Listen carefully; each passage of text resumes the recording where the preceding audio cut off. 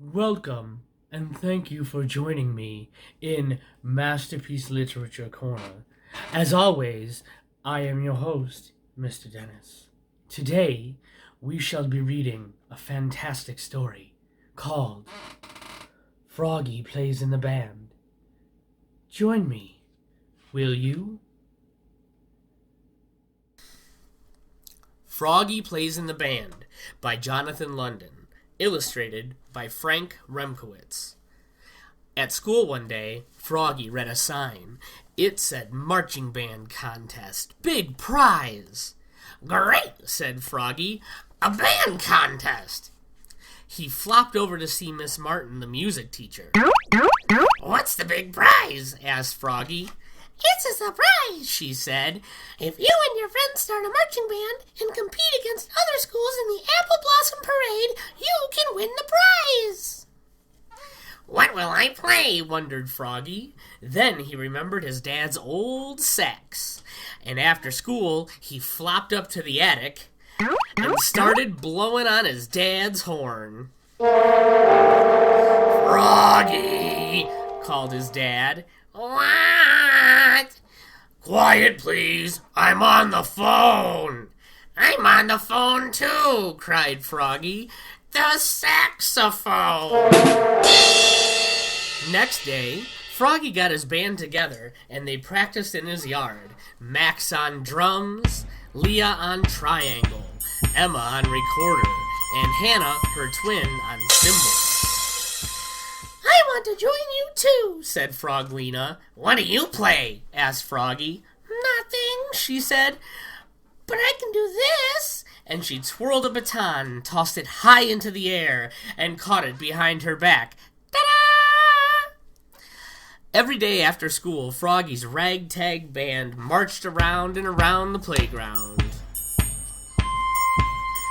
And every day, Miss Martin told them the rules for marching.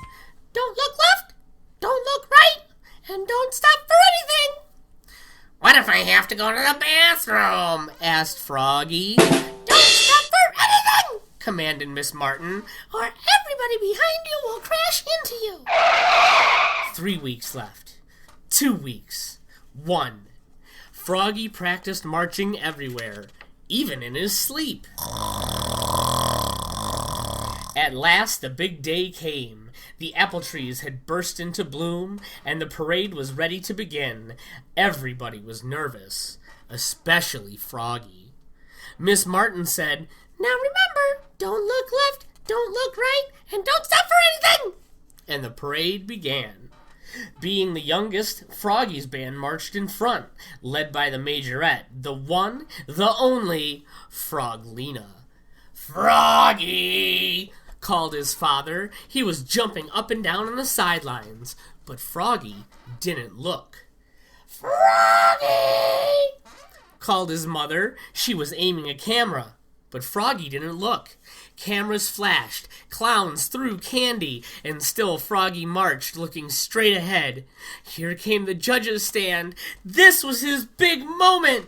Froglina twirled her baton. She tossed it high into the air, and Froggy thought, Don't look left, don't look right, and... Her baton hit him on the head and knocked him down. Oops, cried Froggy, looking more red in the face than green. And the rest of the parade piled on. Froggy! Called Miss Martin. Came a muffled cry.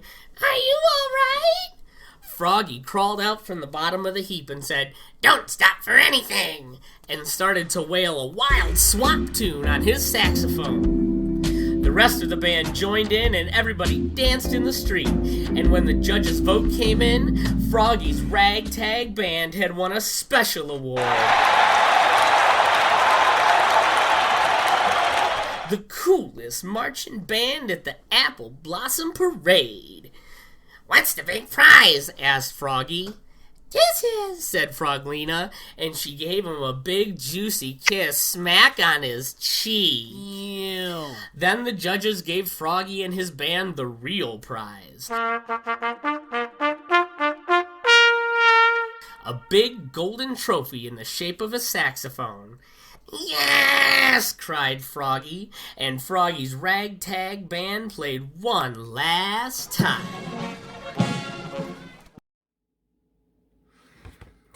Ah, what a fascinating tale.